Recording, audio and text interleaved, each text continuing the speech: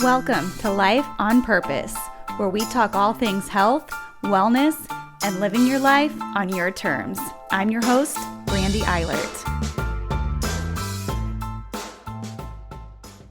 Welcome back to the Life on Purpose podcast. I hope you guys have been enjoying these episodes so far. It is my absolute hope that I can bring you guests that you can learn from, grow from, and then inspire you to live a purposeful life of health and overall wellness. Today's guest is a little bit different than what I've done in the past few weeks.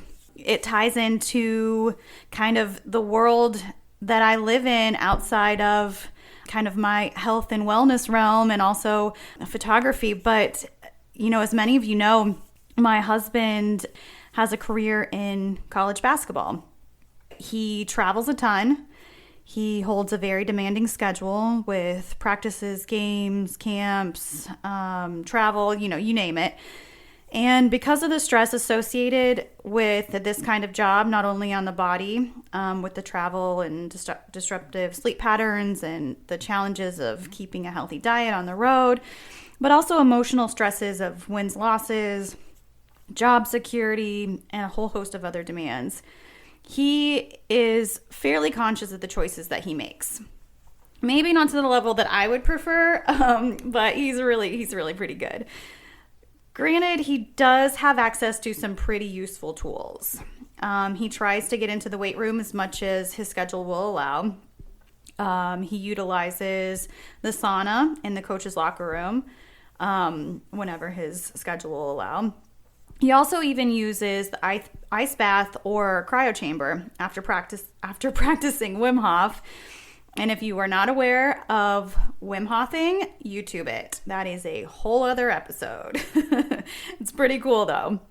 His whole goal with all of these things is to relieve stress and maintain energy and focus during what can be a very, very long, stressful season sometimes. The idea being longevity.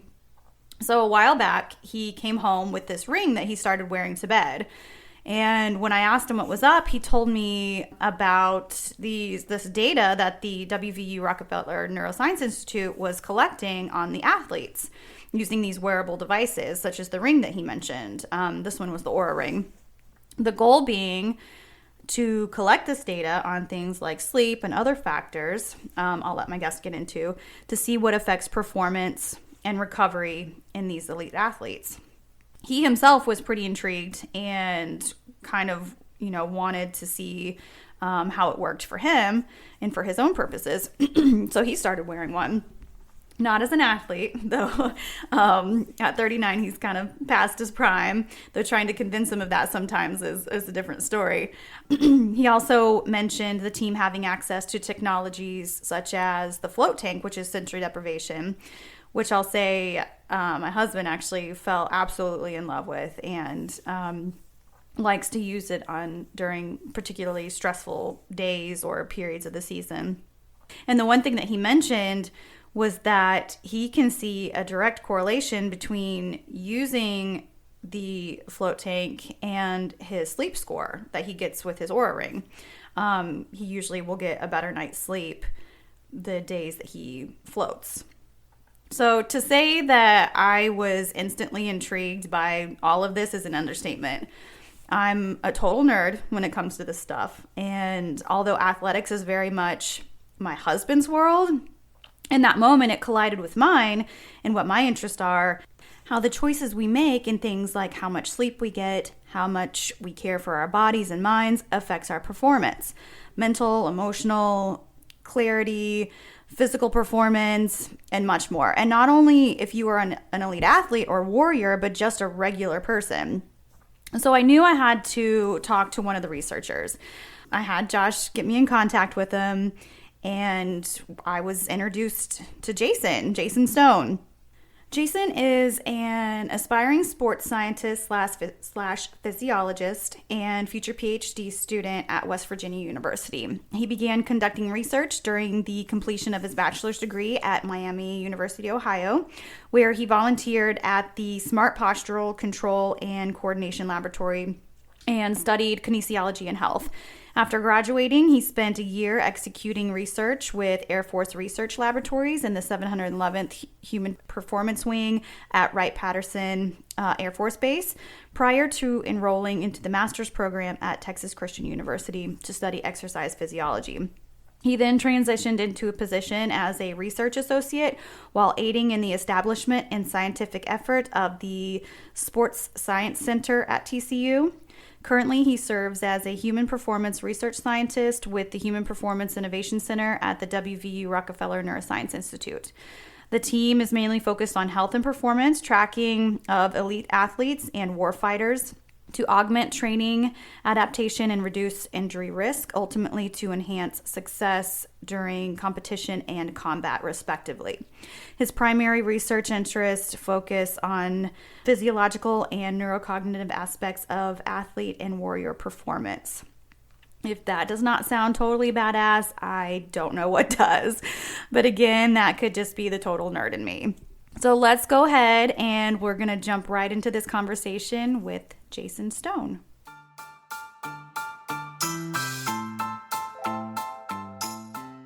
Jason, thank you so much for coming today and talking to us. I knew that when my husband came and told me kind of the research that y'all were doing with WVU Athletics and optimizing health to maximize performance, it kind of collided with everything that I'm interested in the health and wellness space, even though maybe athletics is not, as much my thing as it is his, but I just knew I had to have this conversation. So I really appreciate you taking the time to come on and talk to us. Of course. Thank you. So let's go ahead and jump in. Why don't you just tell us a little bit about you and what you do? Yeah. So I'm right now I work as a full-time researcher. I wear a lot of different caps, but that's kind of the broad scope of what I do. I work as a researcher it's a pretty new research institute that's been established here at West Virginia called the WVU Rockefeller Neuroscience Institute. We've been open for, I'd say, I guess if you want to call it open, for about a little over 2 years now. I've been here for about a year and a half.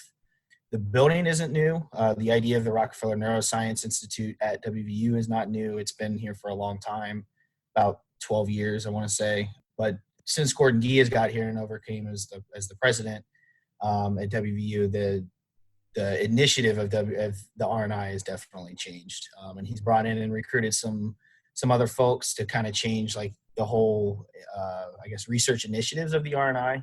Definitely at the core of everything is still trying to combat all the rigor of Alzheimer's disease and basically with the understanding that all the clinical trials for like pharmaceuticals and things have essentially just flattened out and all kinds of money has been spent with very little to no answers. And that's kind of the heart of the Rockefeller Neuroscience Institute is the Rockefeller family is involved because of Alzheimer's stricken in their family and them being so tied to the state of West Virginia. So that's kind of why the Institute's always been here. But 2 years ago when they kind of reinvigorated the whole Institute, they started going into a lot of other pillars of research. So while there's still very much a clinical side, where I'm housed at is very much more of an applied research side. So my background is definitely more of applied physiology. My background academically is exercise physiology. That's where the coursework's been, but most of my research studies and the little bit of professional career that I've had so far has been very applied in the field kind of work. So I work a lot with the sports teams right now, obviously at WVU. But actually what got me into this field was working with the military. So right out of undergrad, I was actually fully planning on medical school. That was kind of where I had my heart set essentially my entire life. But it kind of went back and forth during undergrad and thought about other things, as a lot of people probably do. And kind of worked out really well in that I was really uncertain about it, that being med school. Come my senior year to where I had finally decided all right, this is what I need to do. But because I decided when I did, I had to wait a year to apply because they do applications on a cycle. So I had to take a year off after undergrad. And during that year, I couldn't just go home and be broke and not do anything. I did go home, but I at least needed to find a job. And at that time, I had a really good family friend that was really integrated into some of the research. I'm originally from Dayton, Ohio, and there's a really large Air Force base, Wright-Patterson Air Force Base. It's back in Dayton. And at that Air Force base, it's actually primarily a research base. At least when I was there, it had the largest civilian to military ratio in terms of like who's actually there working there, because it primarily is just a bunch of research labs and a lot of civilians are working there. That was actually the big revelation that kind of drove me down that path, was realizing, one, this exercise physiology field was being applied in the military. So the lab that I was working in was called the 711th Human Performance Wing. And it literally was a super sophisticated, really cool weight room that had all kinds of testing equipment in it, things like VO2 max. And what we were doing at the time had to do a lot with cognition and exercise and understanding the brain and how the brain changes with fatigue and things like that. Mm-hmm. But it opened my eyes to all kinds of other things that I had no idea existed. I was very much going into that job, literally working in the lab in the mornings, and then I'd be sitting in my cubicle, either working on the data that we did that morning or studying for the MCAT and getting ready to go to medical school. I was actually got all the way to the point that I sent in primary applications for medical school and kind of had this same revelation that like all my bosses in this job that I really thought what they were doing was super cool. They were all civilians and they were all PhD scientists, and that intrigued me. So I started talking to people in those positions, like what should I start doing to kind of align myself to do what you guys do? And that's when they said, med school is one option, but it'd take you a long time to get back to where we're doing what we're doing, and you'd probably be doing a lot of other stuff. So they told me to start looking at like research graduate school kind of programs, and more specifically, which is probably some of the best advice I got, is to not look, especially with grad school, is to not look at the school specifically. Like, sure, it'd be awesome to go live on the beach in LA, but if there's not a lab there that's not doing what I want to do at that school, there's no point in me applying. Like, it's kind of like, it's not like undergrad, where like undergrad, you kind of just want to go to a school to go to a cool school. Mm-hmm. In a lot of ways. Obviously they want to have your major, but most schools have most majors at this point, at that level. So what I started doing is like really honing in my search, and I spent weeks and weeks looking online, trying to find publications of people that were faculty at some university that were doing research. And that led me to a program that I did for my master's program to kind of keep me involved in like this idea of human performance. But I still went to my master's kind of with the idea of like, I can come out of this in 2 years and still go to medical school. I could probably get into a better medical school than what I was getting into at the time. Or if I don't want to do that, and I realize I don't want to do that, then I could keep going and do the PhD thing, which is what kind of my bosses at that time were advising me to do. So obviously I went and did my master's and not doing medical school. I was really like, I kept getting more and more involved in human performance. And I think what was another revelation for me is that I'm much more intrigued and passionate about finding ways to augment performance of a healthy person than rehabilitating an injured person, which is kind of more of like what a physician would be doing. Do you find in making that decision that was your primary reason for not going to medical school and then going the research side? Because, with the medical school route, you are starting with typically an unhealthy person and trying to figure out how to make them healthy again. Yeah. Do you think there's a lot to be said about preventative medicine and preventative techniques? Yeah, absolutely. So I'd say that's kind of like at the core of a lot of what we're doing now at WVU is like holistic aging and health to be more on the side of preventative as opposed to rehabilitative after the fact. Right. And back to what you said at first, like I would say that was definitely like the big driving force for me. And with anybody, like if you're trying to get into a career field, obviously try and shadow people that are doing those things and be around them so that you understand like what does that day-to-day actually look like. Because I think in a lot of ways too, I was just alert to like, I always liked science and I always thought I was pretty good at science. So like to me, like to achieve maximal success in science, you need to go be a doctor. Like that was kind of always part of what I was thinking in my head. So in a lot of ways, and I wanted to make money. So like in a lot of ways, like I think my passions were ill-advised. A little skewed. Yeah. And then, yeah, exactly. But then at the same time too, like I was doing all these job shadows because even when I wanted to be a doctor, it was always still sports. So I wanted to do like sports medicine, be a team doc or orthopedic surgery, something like it would always wanted to be involved in athletics in some capacity. Mm-hmm. But I'd be doing these shadows and stuff and just like, man, this is super freaking boring. Like I'm just wanting to bang my head against a wall. And then I got into that lab at the Air Force Base, and it was just a different pace. You're like, yeah, I mean, it was almost like you're kind of like a strength coach, at least on the studies that I was working on. Like, I was in the gym working these guys out every single day. But again, like, it had like a cognitive element to it. So it was different kind of training, but it was way different than being in the OR or standing on the sideline during a game as a coach or as a sports med doc or something like that, which is like sports med doc was kind of like, I had a really awesome mentor growing up and coming through middle school and high school and then even through college. Who was a PCP, but he was a team physician for a lot of the area schools back in Dayton. Mm-hmm. And he, like I said, like, he was just an awesome mentor. And that's like, he was really driving me to do those kinds of things, which is, I guess that's kind of like what also had me so involved in that environment. But at the same time, like, I'd come out of those days where I'd spend 12 hours shadowing a sports doc or something and just, I'd be bored. I'd be really bored with it. And it finally changed with I'd say that job at the Air Force Base, and then I got into grad school and started doing research that I thought was really cool. And then the classes that I was in were making me read things that I thought were really cool. Mm-hmm. And then from there, you just become curious. And now it's a lot of self-exploration and just pulling research papers because you think it's cool or you want to learn something new. Right, because it's all very new and it's all very a different way to look at your health if you're looking at it from the perspective of preventing these diseases that you're researching Mm-hmm. to begin with, and how to maximize your health now instead of trying to get back your health later. Exactly. So what is it now that you're doing with WVU and athletics? What is the research that you're looking at with the sports teams here at WVU? Yeah, so a couple of different things. The one unique thing that I think is fun, but also super challenging, is that every single team is always going to be like, they're very much their own project. Every coach is going to be different, from the head coach to the strength coach to the nutrition. Like, everybody's got their own staff that's got their own kind of agenda, and they had some of it. They do have a lot of similarities in terms of like how they kind of see us integrating into what they're already doing.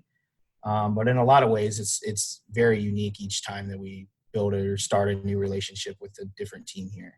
I can say me personally, obviously with how we met, like, I've worked primarily with men's basketball for the last probably 9 months. Mm-hmm. I help out a little bit too. My boss is, if I work primarily with men's basketball, I'd say that my boss, Dr. Hagan, primarily works with the football team. And then we kind of complement each other with those to kind of help balance that. And then we do a lot of stuff too with the women's soccer team. Coach Izzo Brown is super, super awesome about a lot of the things that we do. She thinks that it's really cool, and she's built a really awesome culture with her team that kind of eases a lot of this process, to where like the girls are now super bought into what we're doing, and they ask questions and are very inquisitive and things like that.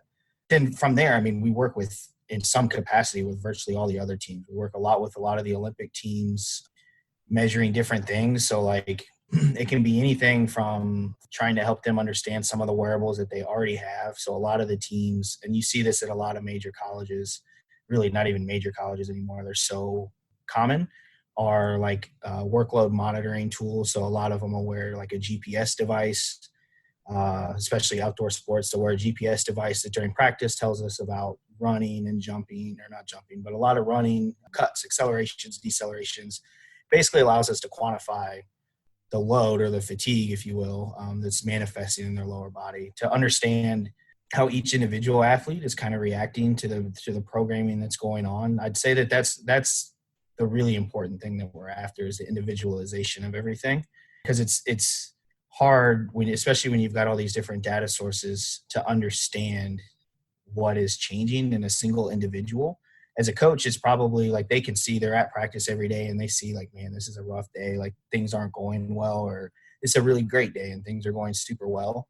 What we're trying to do is kind of provide a little bit more context as to why those things are happening. And then if we can do that, going back to what you said, we can be more preventative and prescriptive about going forward, how to do that better and more efficiently. So ultimately, I'd say that's kind of what we're after is one, we'll come in and try and understand like, what are the practices that you as a team are already doing? What kind of things are you already collecting data on? At the end of the day, like, as a lab, as a scientist, that's ultimately what we're after, is data.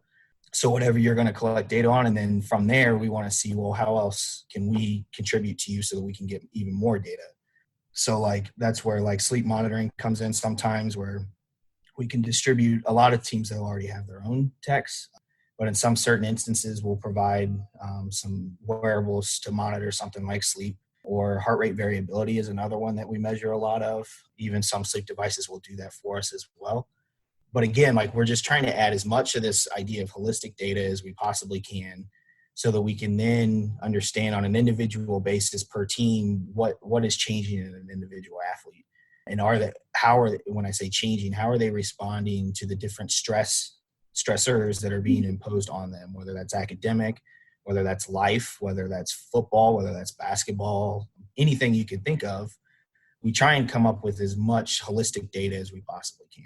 So how do you measure those variables such as life and like those outside factors that you can't measure with something like a wearable where you're measuring heart rate, sleep, all that stuff? Yep. So we do a lot of everything. Pretty much divides into, in terms of data, objective and subjective data. So a lot of our objective data will come from the wearables, will come from the weight room, how much weight did you lift and how much load, things like that. But to understand them and their perceptions of everything else, and even those things like the physical wear, but also everything else like you just alluded to, such as, like your girlfriend just broke up with you or whatever. We do a lot of subjective questionnaires. So we have the ability kind of with some of the systems that we use, which is also something that I think is pretty unique and cool to our lab specifically, is we use an athlete management data system that allows us to build questionnaires online. So like I can sit here at my office and build it, and then I can push that to an individual athlete's cell phone. And on their cell phone, I can remind them every day at 9 a.m. and 9 p.m. that they need to go into their phone and answer this really short 2 to 5, whatever the questionnaire. That's another thing, like different team, different project, different questionnaires. Sure. But they're kind of trying to get at the same sort of idea. Some of them are just longer. Some of them are shorter based on other stuff that we may or may not have them doing. But a lot of that is subjective questionnaire data. What we're trying to get kind of their ratings of like their perceived, RPE is a really common one. So rating of perceived exertions. So like we know objectively how hard your practice was by seeing how much distance you covered and how many accelerations and decelerations were done. But subjectively, how do you think that practice went? Because then if we can compare those two things, that tells us a lot in terms of, if the objective numbers are really high, so you did a high workload, but subjectively you didn't think it was that bad, then you're probably doing pretty well. You're pretty well recovered. You're able to handle that stress pretty well. Whereas the flip side of that, if the objective's high and your perception's high, then it was probably a really hard practice. Or if objective's low and your subjective's high, then you probably aren't recovered very well. Or something else, maybe there's a life stress going on. So that's where you see like these kinds of instances like that on an individual basis. Right. And because ideally, if we've got this holistic data, we can then dive in deeper to understand like, okay, if your perception of the day is lower than what we would anticipate because we kind of prescribed like your work for that day, we being the coaching staff, then you can kind of understand like more holistically, but also like what was the trigger kind of like set you down the wrong path just for that day. Or if we see like a trend of several days. Right. So is there a bit of a relationship with the athletes that participate in these studies as far as like helping them to understand what's happening and so that they can be aware of the changes maybe they need to make? So Are they privy to the data? Yeah, I would, like that's something that I think we're always trying to get better at, and I think we can be a lot better at because I think that part is super, super, super important to get that feedback loop closed to the athlete, because a lot of times what happens is they get all this stuff imposed on them. Like, I want you to answer these questionnaires and I want you to wear this thing and I'm going to track all your sleep. But like at that point, they just feel like a lab rat. And it's like, what am I doing this for? Like, I know you tell me that it's going to make me healthier, but I'm still an elite basketball player or football player. Like, are you really making me better? Like, I don't see, like, unless they see the tangible things that are happening on a day-to-day basis and you're educating them on like a sleep graphic or something like that. Like, we're trying to make things like that for teams so that I can provide that to a player, or we can like make educational posters and things like that with cited research studies that say that, sleep's important or recovery is important or making sure that you eat the right amount of macros or whatever. The educational piece is super important. But then going back to, like I just alluded to, athlete management system that we use, the other thing that allows us to do is, while it allows us to collect subjective data from their cell phones, it allows me to push data to their phones. Mm-hmm. So, and it's all cloud-based and it's all automatic. So for instance, with the basketball team, by the time that a basketball player gets off the practice court and sits down, I've already got data visuals built on an individual player basis that's going to tell them certain things about their workload for that day and what that looks like from that practice relative to other practices, or different kinds of like basketball metrics that the guys are tracking pretty closely. So yeah, that's kind of an example of where like I thought it was really important that if I'm going to be here asking these guys to do these things, I need to help them kind of try and understand why I think that it would ultimately help them kind of recover better or just kind of progress better throughout the season or during the off season or whatever. So let's touch on the sleep aspect, because that's one of the more fascinating studies, I think, for me, just because it plays into kind of what I do in my own practice with my clients with the regular population. Right. How really important it is, and I think undervalued in athletics. Is that data that they can see? Yep. As far as like, their sleep habits and their performance in games or in practice or whatnot. Yep. So, and what are you seeing kind of on like that aspect, the sleep study aspect with them? Yeah. So sleep, like you hit it, like it's undervalued, and we see it as a very easy win. It's super, super important, and humans inherently kind of push sleep down the priority list. Like, I've got all this other stuff I got to do. I'll sacrifice 3 hours of sleep so that I make sure I do these things or get these shots up. When in reality, like, there's all kinds of research for athlete performance, for inflammation in healthy adults, for cancer risks, for athletes suffering musculoskeletal injuries. I mean, I could go on for years about just the plethora and the whole entire broad scope of data that shows that sleep's important. Mm-hmm. So now what we're trying to do is, like you said, like we need to tie that directly to performance. So that's a really cool, unique thing that I think we're allowed and we're being enabled to do here at WVU, is that a lot of schools do not give educational researchers like myself or like our institute Mm-hmm. access to athletes to do the kinds of cool things that we're doing. If athletes are doing it at colleges, they're usually doing it on their own, and it's not something that might get published. Some of the stuff that we might do might get published, and some of it that we do might not.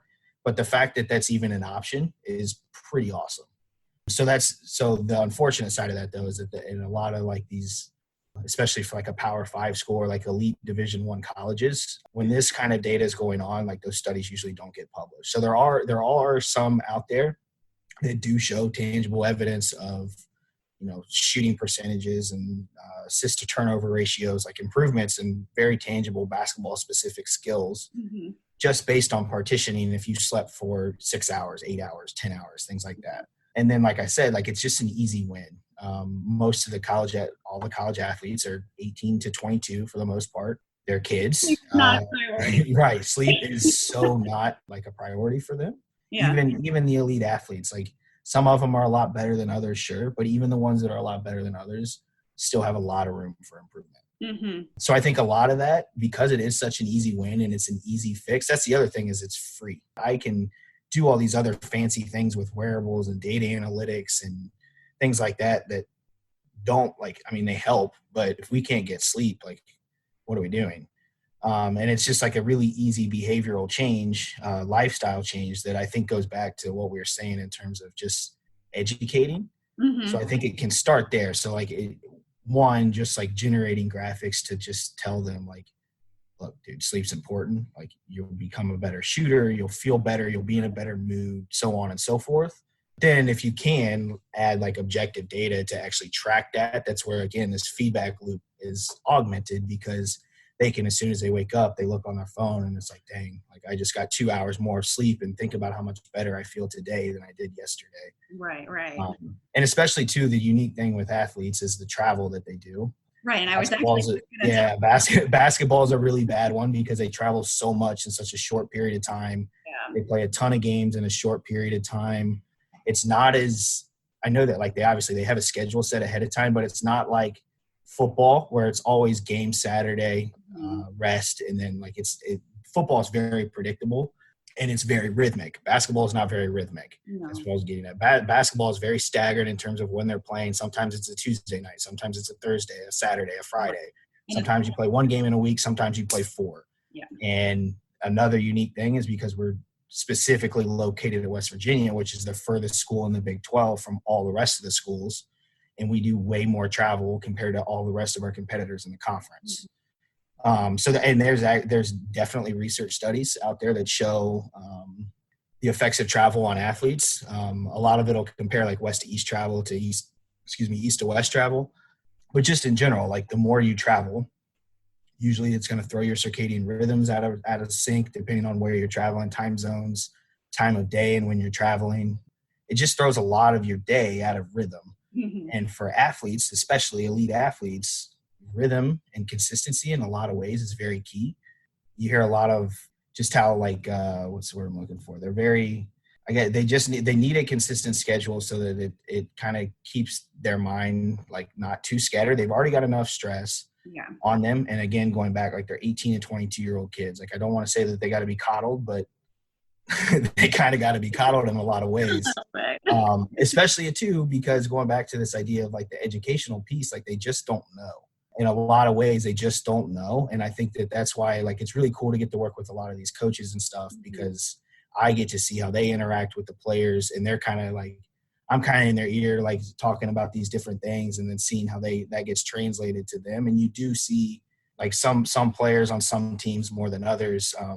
Definitely not just talking about just the basketball team at this point, because we've got, we do sleep data on almost any team that we can try and get sleep data on.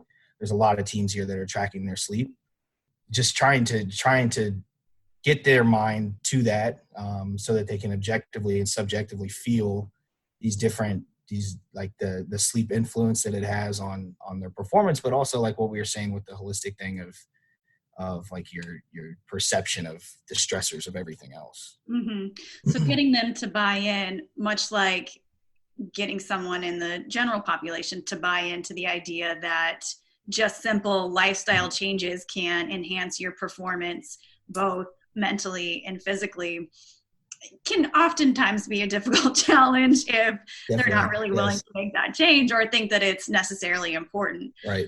So what kinds of tools, let's talk about like stress, kind of tools that you have to reduce stress, inflammation, kind of get your body back, back into a good working order. What kind of tools do you have or do you utilize there that can help with those things?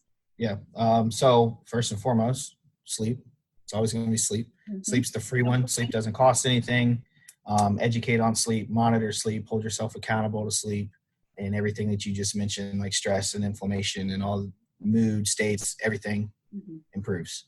That's cheap, cost effective, and pretty easy. But again, it requires a lot on the individual from a mental standpoint to just get over these mental barriers of behavioral and lifestyle changes. But beyond that, here at our lab, another big part of our research that we're in is kind of what we would refer to as like next gen recovery. So because of these advancements in technology, it's kind of allowed for some cool things to come out. Some of them are actually not new at all, but because of them being applied in these populations now, and because of our ability to collect data in a lot of different ways that we weren't able to collect data before, because of things like wearables or just better ECG devices or things like that, it's really opened up the field to sports science recovery. So that's something that we definitely are after. So specifically here at the R&I, we have, I'd say there's probably at least 5 different things that we're actively studying to understand how they work and if they do work, or like we're pretty sure that all of them in some capacity work. That's why they're here. But what we want to understand is in what situations, because going back to this individualized process, right? So like you and I can do the same nutrition program and same workout program, but we're very different people genetically and physically, where we're not going to respond to these things the same way. Recovery and things like that are the same exact situation, to where we want to understand on these individual bases what are the indications in a single individual that say like do this versus that. So we're trying to understand that from a recovery standpoint. but then also like time dosing strategies, like how long should we do these therapies? What days of the week? Like, should it be a pre-training, post-training kind of thing? Those are the kinds of studies that we're doing actively. So the first three things that we're studying very actively, I'd say, is first is photo-biomodulation, which has been around for a long time. It's low level, like red laser therapy. Light therapy is what you'll see a lot in like the clinic or like a health spa. They're kind of starting to market this. But a lot of times what you see there is definitely not what we have in the lab. They've usually got like a wall with these red lights on it and say that you can stand in front of it for 20 minutes and get all these awesome benefits, which is super not true. You have to stand in front of that wall for days to get all the benefits. The red light therapy is definitely beneficial. What they're doing there with the wall lights is not robust enough. Yeah. So what we have, it actually literally looks like a tanning bed, but it's got different lights in it. So we're not causing skin cancer by any means. The idea of photobiomodulation therapy has actually been around for decades, where they've used it in more like localized settings, and they've used it in surgical settings to enhance tissue health. They've used it for like dry eye therapy. So it's safe for you to go in there with your eyes open. And it's like, you can ask your husband, Josh, like, it is super bright light. It is very, very bright light, but it's very healthy because of this specific wavelength that the light's being emitted at. It's getting absorbed at the mitochondrial level. So then you can think about this light energy being absorbed at the mitochondrial level. Most people are taught in like basic biology that the mitochondria is the powerhouse of the cell, and you're giving more power to the powerhouse. Think of that from like a pre-training benefit, where you need your mitochondria constantly cycling through to get more energy substrates, but also from the recovery side, or like a post-training benefit of kind of like reducing the oxidative stress and helping the inflammation process. So this therapy is more like recovery therapy, or is it also preventative as well? So what is the idea? What are you trying to study with this one as far as what the benefits of photobiomodulation? Right now, we're trying to understand, one, if it's beneficial from a pre-exercise, pre-training standpoint. Okay. So is it a good pre-workout, basically? Mm-hmm. Because we have a lot with a lot of these recovery things. Another reason that we have a lot of them, or we have the ones that we do, is because we get a lot of anecdotal evidence from all the communities that we work with. So we work a ton. Like, I know we've spent a lot of time talking about athletics. We do way more work with the military than we do with athletics. That's what takes up the vast majority of our time. And ultimately, like, we kind of see athletics as a cool surrogate to military because they're more accessible. They're a little bit more controlled. They're not deploying every 6 months or something like that. But a lot of their stressors and their workload and things like that are very similar. So a lot of the concepts kind of overlap. So we try and understand things. If they work in an athlete, then we can disseminate that out to the military, and we're going to be pretty confident that it works. But point being that, like, we got a lot of anecdotal evidence coming from like the military and athletic populations saying that like PBM was helping their workouts. So now we're looking at it where you either do or don't get the therapy, and then you go do some exercise, and we see if it changes performance during exercise. But the other side of it is what you were saying, is trying to understand what is it doing from a recovery standpoint, because that is a question that like we get a lot, is like, when should I do this? And I would say it's kind of like taking creatine. Like, over time, you just need to take it, and you're going to get the benefit. So just be consistent about it. I don't care if you do it before your workout or you do it after your workout. Just try and hit like a minimal dose, or a minimum, you hit the minimal dose, so that over time you're actually getting the chronic adaptations. There might be something to like an acute benefit, but ultimately what I'm after is the healthy aging aspect. So that's more chronic. So that's more of, I just need you to do it consistently. And I think that you're going to see the benefits over time. Hey, I'm on board for some healthy aging. Well, but that too is like, or anything, but exactly. So, but that's like, that minimal dose is kind of, that's like streamlined, like down the line. Those are the kind of research questions that we want to answer. So we'll eventually start doing more studies that'll involve like blood draws and things like that to look at inflammatory markers and compare people that have done it this many times versus this many times, and look at like longitudinal changes and things like that. So that's another thing that we're kind of set up to do, is we have some pretty cool populations here to where we can do some cool longitudinal studies where it's not just like, we did this for 4 weeks and we looked at the changes. Like, let's look at 1 year, let's look at several years. And then because of also the unique thing with being at the RNI is our targeted population. So we consider that what we call AMP squared, AMP squared. So athletes, military, patients, and population. So now all of these things like the recovery modalities and wearables or whatever, objective and subjective monitoring, are being applied to all these different populations. So now we can kind of get this entire scope of like understanding what is working in athletes, what is working in the general population, what is working in clinical populations, things like that. Well, that was going to be my next question too. The research that you do in athletes and military, how can that research and the outcomes of that research trickle down into the general population? So for instance, for me, I work with a lot of people who deal with chronic stress and the effects of chronic stress. So that could be autoimmune processes or adrenal stress, or any number of things that can come up when you're under just an immense amount of stress for a prolonged period of time. So how can the research that you're doing there affect just regular people that say, for instance, I work with? I would say actually usually the way that our research line would work is it would be flipped. So we would try and understand how it's working in the general population, kind of like, so Gen Pop is a surrogate to athletes, which is a surrogate to military. Okay. So like if we can see how these things are working in healthy adults, we're going to be pretty confident that it's going to work in a healthy athlete. Then what changes with the athlete is that athletes are, especially like a WVU athlete, is they're going to be very elite. So now they're getting close to a genetic ceiling. Granted, their college athletes are younger, so they're not quite there. It's a little different than professional athletes. But the stimuli that you're going to be imposing on them to change things like performance are going to get less and less the closer and closer they get to the genetic ceiling.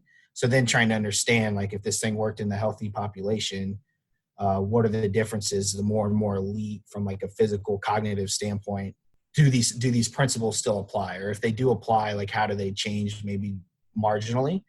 And then it goes up to the military from there, because the military is a really unique one too, provided that we're a neuroscience institute at the end of the day. The psychomotor side of military is something that we're really, really interested in, and understanding how the brain affects the motor system when you're undergoing all these stresses. That'll affect, that affects, a special operator on a military mission, that affects a basketball player. But at the same time, that's no different than an 85-year-old woman with diabetes that's struggling to get up out of her seat because her cognition has been incapacitated or it's hindered in some way. So now her brain is always having to work harder to just process general environment information. Like, it's a living room that she's been in for 10 years, but it may not even look the same as it did yesterday to her. So now her brain's being overloaded at the same time that her motor system is going down and declining at the same time. So now you're increasing fall risk. So like the same sort of a principles in a lot of ways apply to all four, that like the AMP squared. That's kind of why we organized it that way, is a lot of the information that we glean from the different populations in some way are going to be related. It's kind of like our own intuition and what the data ultimately is telling us, like, what are the similarities, but also more importantly, what are the dissimilarities, so that as we like translate these different things up the chain and down the chain, what are the practical applications at each of those different levels? That's fascinating. So let's talk. So one of the more fascinating tools that I think that you guys have there is the float tank, and mostly because I deal a lot in stress and how to manage stress. So can you speak to a little bit about that one? Yeah, definitely. So float therapy is another thing that's been around for a long time. We're starting to be able to understand a lot more about it because of advancements in technology and being able to monitor physiology inside of a float tank. So what a float tank is a sensory deprivation tank. The ones that we have here are more what I would consider a float suite. So it's something that you can actually get into and stand up and walk around. Most of what you see in like the spas and things like that, it kind of looks like a big egg, like a spaceship. It just kind of opens up. Yeah, a little capsule thing. Literally a float pod. That's definitely what it looks like. Ours don't look like, people see ours and like, that's not at all what I was expecting. But ours is more of like what I said, like a suite, like it's an entire room that's devoted to floating. So then inside of these pods or these rooms is about a foot and a half of water. And then in that water is little over 1,000 pounds of Epsom salt. So that Epsom salt's in there because it's going to make your body completely buoyant in the water. So when you're just sitting there, you don't really feel it. But then when you go to lay back into the water, your body will elevate to the surface of the water. At the same time, that water is the exact same temperature as your skin. So you kind of lose, you lose the sensation of the fact that you're even in a body of water pretty quickly. Mm-hmm. The other thing is that it's pitch black in there. So now you don't see like the ripples. There is like a spa light, like a hot tub light in there. That's more so that you don't, bust your face getting in and out of there. Once the session starts, it goes completely dark. It's silent. So now that's where this idea of sensory deprivation comes in. So we get rid of your sense of touch because you lose sensation of the water. And at the same time, your sight's gone because it's pitch black in there. So that you can't actually see that you're laying in the water. And then what's really interesting and unique to the float is floating. So now what we've done is we've used the salt to make you buoyant. So now we've gotten rid of the sense of gravity, which is impossible. Essentially, like you can't replicate that anywhere else. The closest from like a relaxation standpoint that you're going to get to what you see in floating is really deep meditation or like deep sleep at night. But even then, in both of those instances, your brain is still having to process gravity, which is subconscious, but it's still having to do it all the time. So in there, we've completely stripped your brain of all these resources to help you achieve this maximal state of relaxation. For that, we have a couple different ideas of why that's beneficial. What I think is really cool about it is that, like what I was saying, is it isolates you and your mind. So it's nothing like there's nothing in there but just you and your inner thoughts. We definitely tell people like the goal in there is to go in there and relax as much as possible and try and fall asleep. You're in there for 60 minutes. It's kind of a long time. But if you get really relaxed, it's over in the blink of an eye. Yeah. If you're really, really anxious and kind of flustered in there, it's going to feel like you were in there for like, we forgot about you and you've been in there for 2 years. I mean, seriously, it's another thing where like it's kind of a learned skill to where like the more you do it, the quicker you get to that state of relaxation. Meditation is the same way. But what we're trying to do is we get all these resources out of like what your brain has to kind of interpret, so that we just isolate you in your brain. So now what you can do is intrinsically develop your own strategies for getting yourself to chill out. So whether it's like, that's like, if you just do it in the middle of the day and it's like kind of your lunch break thing, it's probably pretty easy for you to go in there and be like, man, I didn't do X, Y, and Z this morning. My afternoon's going to suck because I got to do A, B, and C on top of X, Y, and Z, so on and so forth. That's super easy for people to do. That's where people's brains, especially in these kinds of environments, like you were saying, like high stress environments where it's usually highly driven people. Like we do a lot of studies with like medical school residents and chronic pain patients, like chronic stress patients or chronic stress athletes, whether it's physical or mental, to just teach them intrinsically. Well, we're not teaching them. They're teaching themselves intrinsically how to kind of combat or mitigate or kind of cope with these sorts of stressors. Then at the same time, we're interested in what physiologically is happening in there when we do get you to get to this relaxation state, especially if we can get you to do it chronically. So some of the studies that we're rolling out now involve several weeks of float. You do it at least 2 times a week. We're really interested in what that's doing to your sleep. We have some pilot preliminary data that's suggesting that on the day that you the day that you float, that night your sleep's very positively affected. So then if that's the case, what happens when you continue to float more and more over time? And then what happens to your sleep over time? Or if you become more of a consistent floater, do those benefits trickle into the next couple nights if you don't float for a few days? Sleep's one thing, and then inflammation. Obviously, inflammation's kind of at the barrier or at the baseline of a lot of these things that we're going to study from a recovery standpoint. Is in a lot of ways, inflammation's good. Chronic inflammation is super bad. That's definitely something you don't want. And then the other thing that we're after is autonomic nervous system, so sympathetic, parasympathetic, fight or flight responses. It's really common, especially in athletes, military, chronic stress patients. Again, they're going to be in fight or flight more times than not. So they're always super tense. The HRV is something that's really great for like kind of quantifying that for us. That's why we're after that.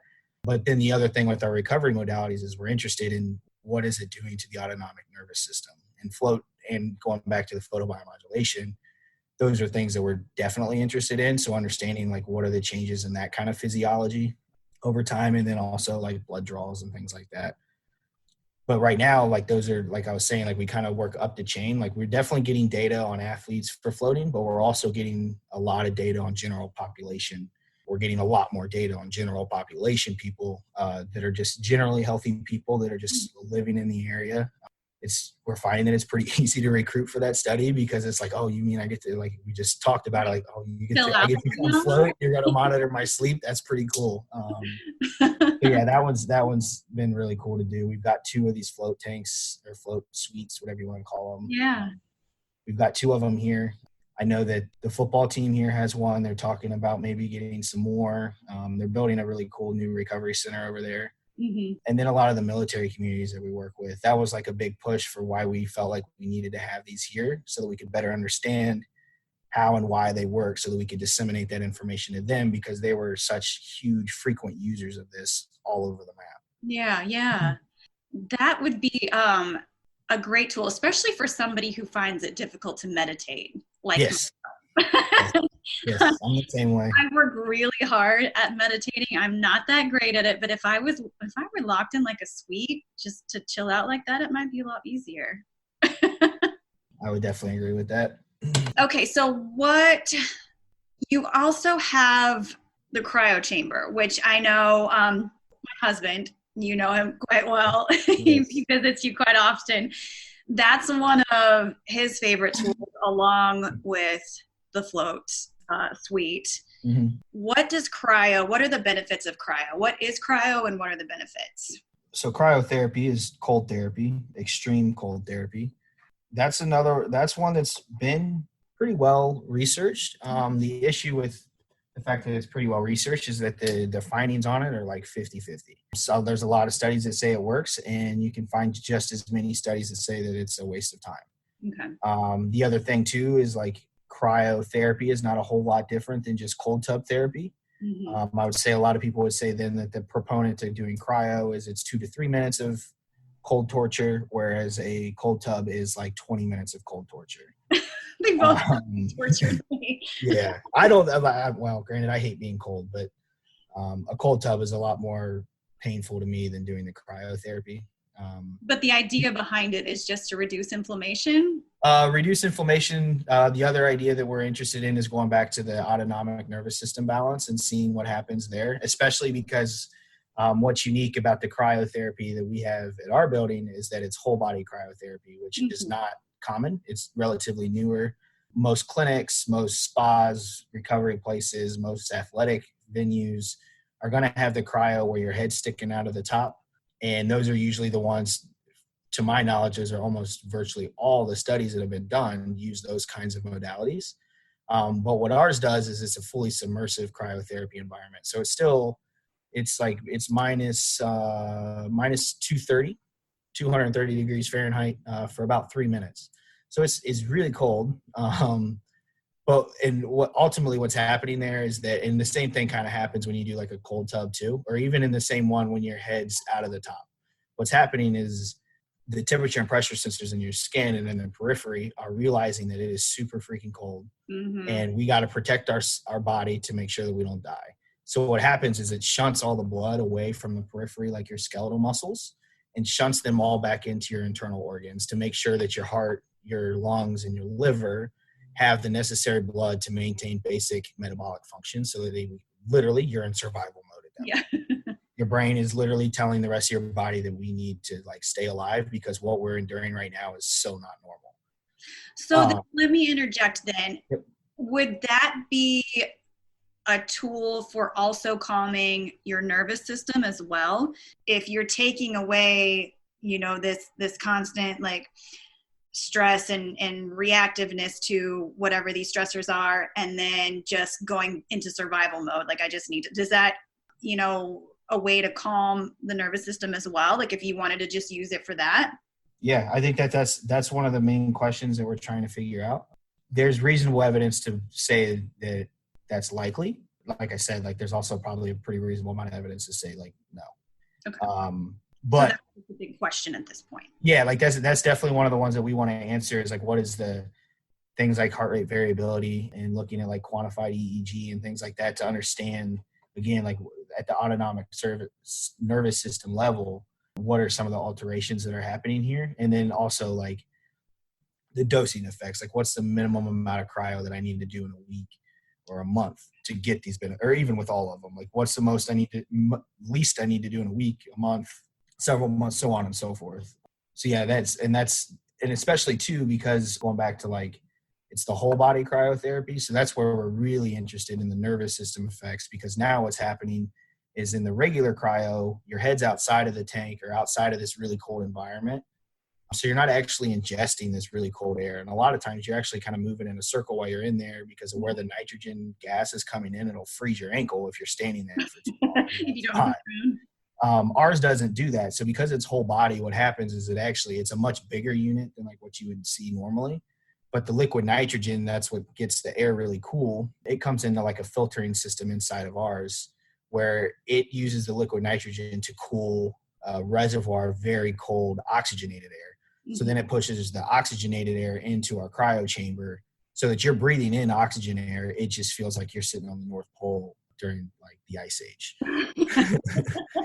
So now what's happening though is your entire body is submerged in this cryo environment. Mm-hmm. So you're actually breathing in this very, very cold air. So thought there is that now this cold air is getting closer to the brainstem. It's actually getting inside your lungs. Potential there then that the physiological response is much more robust. And then we want to, like I was saying, kind of understand what, especially because of like the element of the brainstem getting much more involved in it now. Like a parasympathetic nervous system balance, what is going on autonomically. Interesting. Well, I mean, this whole conversation has been really like just fascinating. I have loved geeking out with you totally. I can talk about this stuff for days, no problem.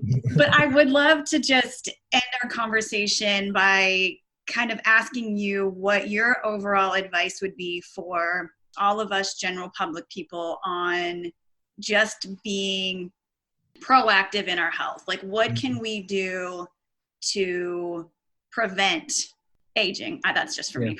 Yeah.